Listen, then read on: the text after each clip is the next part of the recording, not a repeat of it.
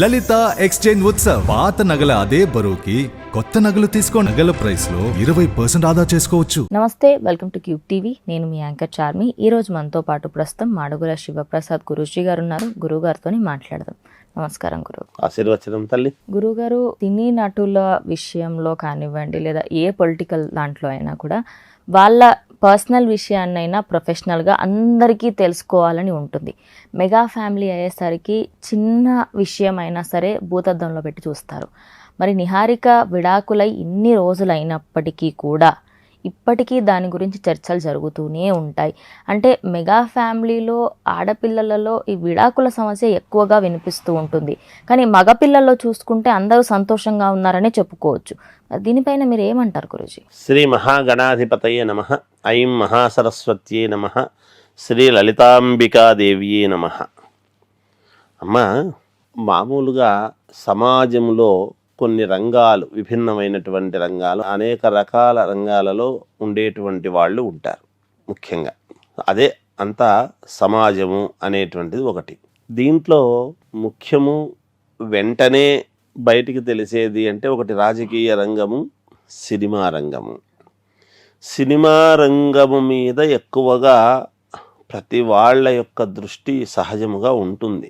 అయితే సినిమా నటుల మీద అభిమానము కొద్దీ వాళ్ళ అభిమానులు వాళ్ళు ఎలా వ్యక్తపరచాలి, చెయ్యాలి వాళ్ళ అభిమానాన్ని అని సినిమా చూసి సంతోషించి ఫలానా వ్యక్తి మాకు ఇష్టము అని సంతోషంపడే, అలాగే వాళ్ళు ప్రవర్తించినటువంటి తీరును కొంచెం వీళ్ళు కూడా అనుసరించేటువంటి వాళ్ళు కొంతమంది, వాళ్ళను ఆదర్శంగా తీసుకొని ముందుకు వెళ్ళేవాళ్ళు కొంతమంది, ఇష్టపడి సరేలే అనుకునే వాళ్ళు కొంతమంది లోకంలో అనేక రకాలుగా ఉంటారు.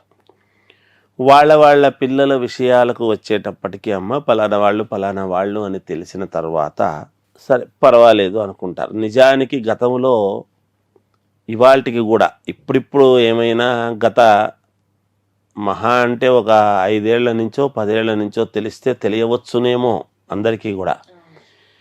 మహానటుడు ఎన్టీ రామారావు గారు ప్రజల మీద ఎంత ముద్ర వేశారో అందరికీ తెలుసు. కానీ బాలకృష్ణ గారు, హరికృష్ణ గారు ఇలా కొంతమంది తప్ప మిగతా వాళ్ళందరూ ఎంతమంది అనేది ఎవరికి తెలియదు. అట్లాగే అక్కినేని నాగేశ్వరరావు గారి కుటుంబ సభ్యుల్లో కూడా ఎంతమంది పూర్తిగా అనేది ఇవాళకి తెలుస్తుందని నేను అనుకోను, తెలియదు. కానీ తరాలు మారిపోయేటప్పటికీ ఒక చిరంజీవి గారి కుటుంబము, బాలకృష్ణ గారి కుటుంబము, ఇంకోరు అనేటప్పటికీ ఎవరు ఎంతమంది ఏమిటనేది తెలుస్తున్నాయి మిగతా వాళ్ళ విషయం. కొంచెము మెగా ఫ్యామిలీ అనేటువంటిది, చిరంజీవి గారి కుటుంబము అనేటప్పటికీ ఇవాళ ప్రతి వాళ్ళము మాట్లాడుకోవాల్సినటువంటి ఇది వస్తూ ఉన్నది.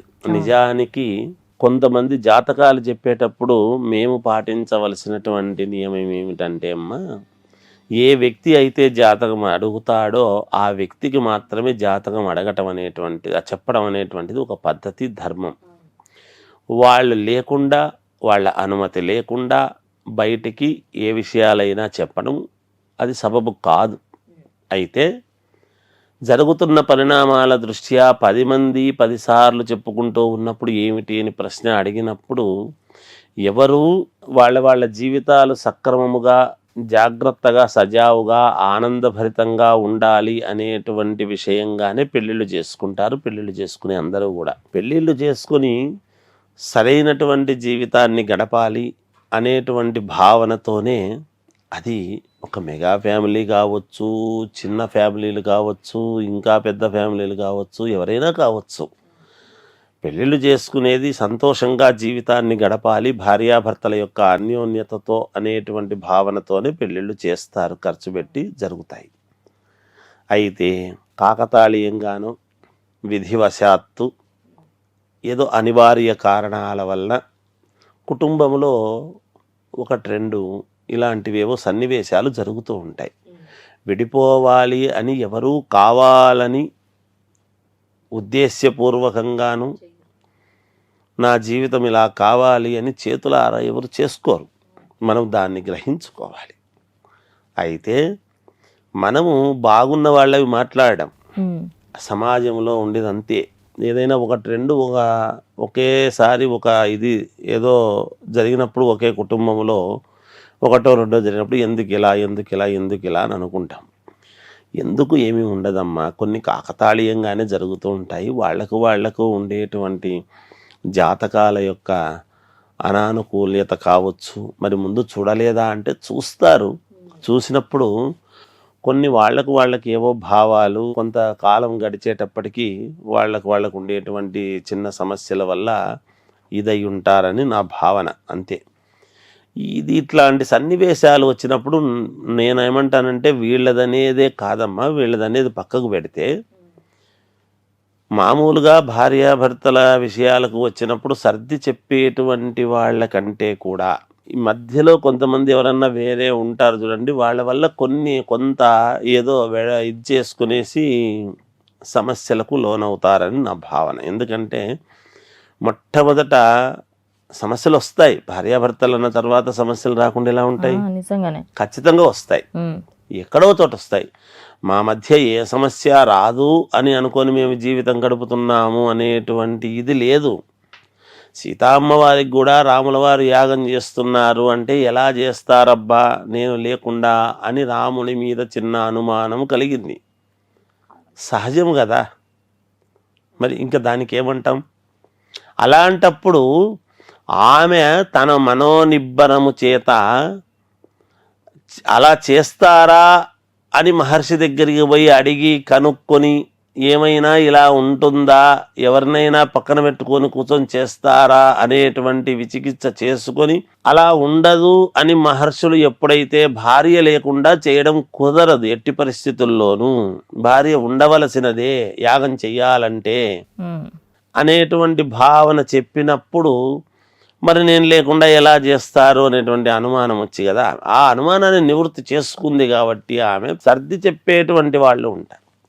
ఒక్కొక్కసారి అమ్మ ఎంత సర్ది చెప్పినా జరగక ఆ విధిరాత ఒకటి ఉంటుంది అనమాట. ఏదో మామూలు జరగాలి అనేది ఉన్నప్పుడు అందుకనే మనము పదాల్లో తానొకటి తలచిన దైవం ఒకటి తలచు అనేది చెప్తాం కొన్ని సందర్భాలలో. అలా దైవ సంకల్పముతో ఏదో కొంత జరిగి ఉంటుంది కానీ మనము అంటే నాకు తెలిసినంత వరకు తల్లి దాన్ని మనము ఏదో మనకు బుద్ధి పుట్టినట్టుగా చిలవలు పలవలుగా ఒకరి జీవితాల గురించి ఎంతవరకు మాట్లాడాలో అది గౌరవం, ఎంతవరకు మనము దాన్ని విశ్లేషణ చేయాలో అంతవరకు దాన్ని మనము విలువగా మాట్లాడుకుంటే మంచిదని మా అభిప్రాయం తల్లి. ఏదైనా మంచి భవిష్యత్తు ఉంటుంది వాళ్లకు. జరిగిన దానివల్ల ఏదో చిన్నవి జరిగాయి అనగానే మనము ఎవరిని తక్కువగా చూడాల్సిన అవసరము లేదు, ఇంకొకరిని అనుకోవాల్సినటువంటి ఇది ఉండదని నా భావన తల్లి, అంతే ఏం లేదు. ఏది ఏమైనా ఆ అమ్మాయి జాతకము ఆ అమ్మాయి పేరును బట్టి వాళ్ళకు జరిగిన దీన్ని బట్టి మంచి భవిష్యత్తే ఉంటుంది. అటువైపు వాళ్ళకైనా ఇటువైపు వాళ్ళకైనా బాగుండాలి అనే కోరుకోవాలి. లోకా సమస్త సుఖినో భవంతు అన్నట్టుగా వాళ్ళందరూ బాగుండనండి. ఒకటి రెండు జరిగినంత మాత్రాన ఇప్పుడు ఒక దేవాలయము శిఖరము గోపురము అది ఉన్నప్పుడు ఒకటి రెండు చోట్ల ఏవో కాస్త చిన్న ఇవి జరిగితే దేవాలయానికి వెళ్లకుండా ఉంటామా?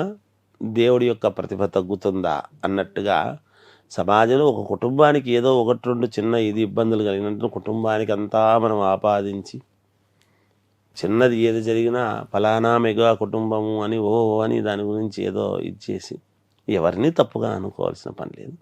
చెప్పే వాళ్ళందరూ కూడా తప్పు చెప్తారని నేను అనుకోరు. ఎవరైనా ఎంతవరకు విశ్లేషణ చేయాలో అంతవరకు చేసి వాళ్ళు బాగుండాలనే కోరుకుందాం తల్లి. సమాజంలో జయోస్తు.